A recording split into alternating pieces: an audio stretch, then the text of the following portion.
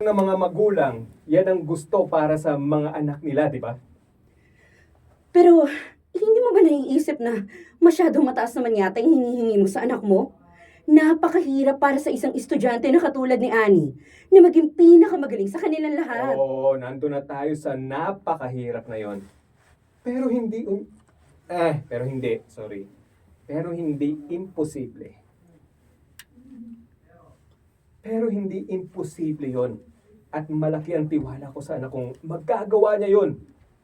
Ilang beses na rin siyang napatunayan sa akin na kayang-kaya niya yon. Kaya hindi ko maintindihan ngayon kung bakit nagkakaproblema siya. Kaya nga siya nagkakaproblema, Robert. Dahil ang gusto lang naman ni Annie, yung normal na buhay para sa kanya. Bigyan mo naman siya ng pagkakataon na ma-enjoy niya yung pagiging estudyante niya. Kapag ginawa ko yan, masasayang lang yung potential niya. Alam kong matindi ang maibubuga ng anak ko pagdating sa academics na yan. Kaya hindi ko pakakawalan yung pagkakataon na yon. Hindi siya normal na estudyante. Siya ang pinakamagaling sa kanila. Pero Daddy, hindi na po ako masaya sa ginagawa ko. Hindi ko na po nai-enjoy yung mga pag-aaral ko. Bilin, hindi ka pumasok sa school para mag-enjoy at maging masaya. Kailangan mong patunayan at ipakita sa kanila na ikaw ang pinakamagaling sa lahat. Ano po? Ano po yung sinabi niyo? Ayaw niyo po ba ako maging masaya? May pakialam pa po ba kayo sa akin? Sa nararamdaman ko? Mahal niyo pa po ba ako? Anak, sorry anak. Hindi yun ang ibig kong sabihin sa'yo. Hindi mo dapat narinig yun galing sa akin. Robert, alam mo sa palagay ko, hindi na yata ito tungkol kay Babylin eh.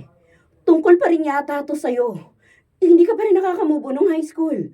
Tayong dalawa yung magkalaban eh. At lagi kang nanalo sa akin, Ani. Laging mas mataas yung grades mo sa akin. Ikaw yung pinakamagaling sa aming lahat. Hanggang ngayon, hindi ko pa rin malagpasan yun. Kahit sa anak ko na lang. Maramdaman kong ako yung pinakamagaling. Pero hindi mo pa rin ba nararamdaman yun, Robert? Ang taas na naaabot mo.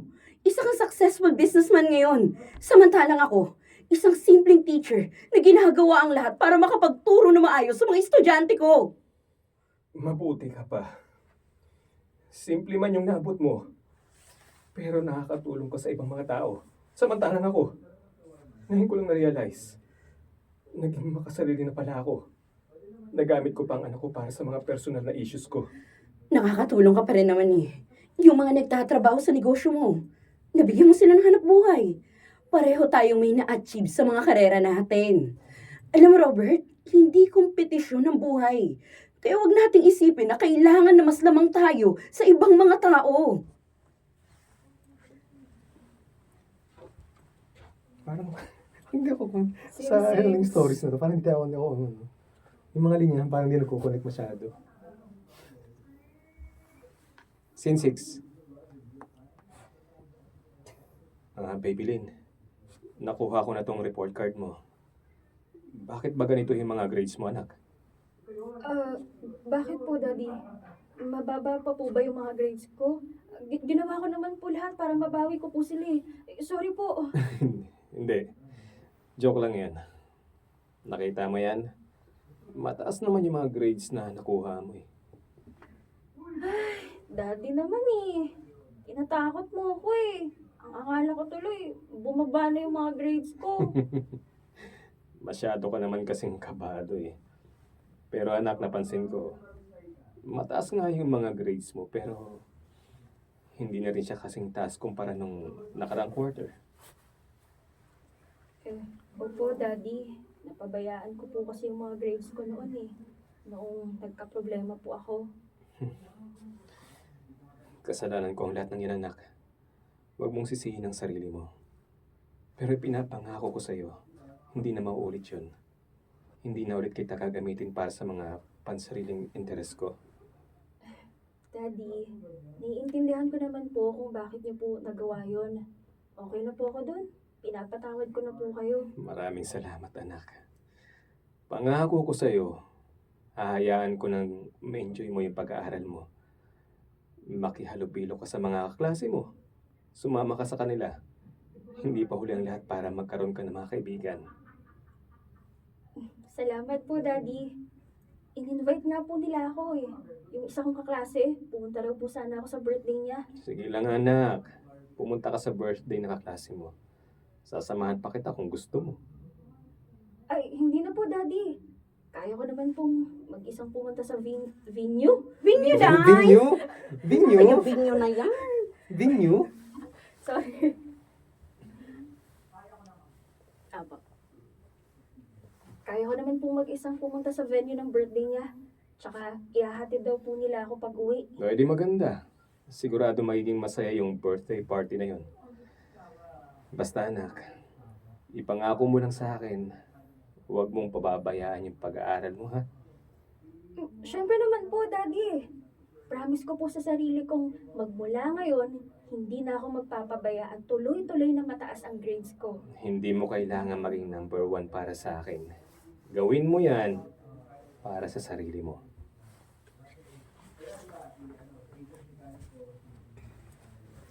Oh, nandito pa pala kayo mag-ama. Ang akala ko nakauwi na kayo. Miss Annie! Nandito pa po pala kayo. Nandyan ka pala, Ani. Nakuha ko na yung report card ni Babylin. At salamat sa Diyos at mataas pa rin naman yung grades na nakuha niya. Oh, mabuti naman kung gano'n. Nagawan pa natin ang paraan. Oo nga eh. At salamat nga pala, ha. Kung hindi dahil sa'yo, hindi magiging maayos yung relasyon naming mag-ama. Yung rivalry. Rivalry. Rivalry. yung Rivalry. yung competition, rivalry, okay? Wala silang kumain ng Chris Cruz. Oo. Hindi na tayo binigyan. Yung rivalry. Yung rivalry natin. Rivalry. Ano ba pamalit dito, pwede? Yung competition natin dati, yun na lang. Yung competition natin dati noon. Wala na yun. Kalimutan ko na. Wala na Kalimutan- ipon. Kinalimutan ko na yun. Kinalimutan. Ba't gano'n na ipon? Wala na Oo ipon. nga, hiwa-hiwala eh. Nag-ano eh.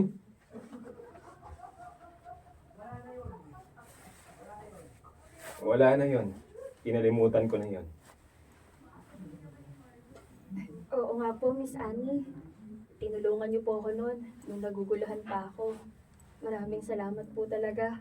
Walang anuman. Ginawa ka lang naman yung trabaho ko bilang teacher mo, Babylin. Nakita kong kailangan ng tulong ng estudyante ko, kaya nandito naman ako para gabayan ka. At sa'yo naman, Robert. Salamat at naintindihan mo na kung ano ang mahalaga. Hindi natin kailangan magpagalingan. Ang dapat natin gawin ay magtulungan. I said, my, do you mean I